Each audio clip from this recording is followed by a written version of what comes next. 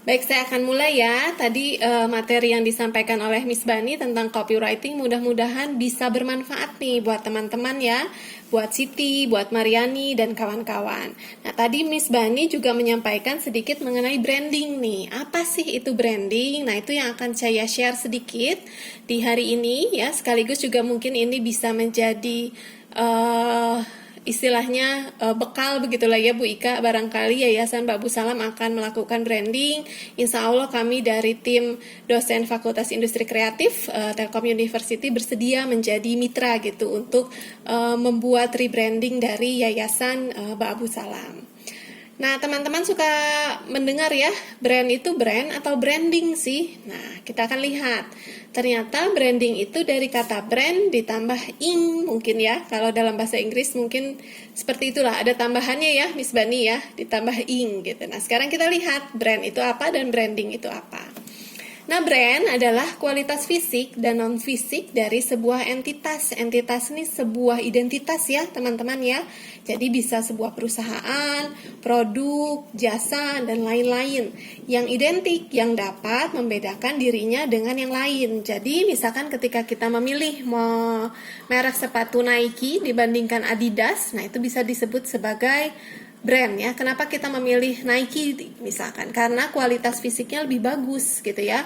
Dan lebih keren saya rasanya kalau pakai ini. Nah, itu bisa disebut sebagai brand. Jadi itulah yang dimaksud sebagai kualitas fisik dan non fisik.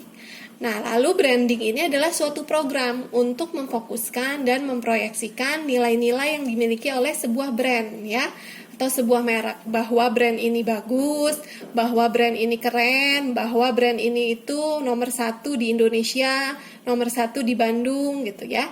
Nah, dalam rangka membuat orang berpikir seperti itu, itulah yang disebut sebagai branding. Nah, ini juga bisa diaplikasikan Bu Ika dan teman-teman dari Yayasan Babu Salam barangkali ingin merebranding yayasannya menjadi misalkan yayasan berpendidikan Islam misalkan gitu ya, nomor 1 di Bandung. Nah, bisa kami bantu untuk buatkan program brandingnya. Nah, sebenarnya brand ini sejarahnya dari mana gitu ya, teman-teman. Nah, branding ini sebenarnya dahulu kalanya adalah teknik untuk menandai kuda. Ya, jadi dulu kan kuda itu banyak ya, warnanya sama, jenisnya sama. Bagaimana cara mengklaim bahwa itu kuda milik si A, bahwa ini kuda milik si B? Maka diperlukanlah adanya program branding. Nah, sehingga berkembang nih sekarang ya, teman-teman, kalau misalkan melihat beragam merek, beragam yayasan, barangkali ingin membuat branding yang baru, apa sih yang harus terrepresentasi ketika kita membuat sebuah program branding? Yang harus terrepresentasi adalah terkait dengan visi, misi, serta nilai-nilai Bu Ika. Barangkali nanti mungkin kita bisa berdiskusi lebih lanjut dengan para pengurus Babu Salam, nilai-nilai apa sebenarnya yang ingin direpresentasikan dalam yayasan ini. Misalkan nilai pendidikannya gitu, pendidikan yang seperti apa gitu ya. Lalu visi misi yang ingin dicapai seperti apa. Nah, dari ketiga hal ini maka kemudian bisa dirumuskan untuk membuat sebuah program branding yang nanti akhirnya akan menjadi sebuah awareness di masyarakat.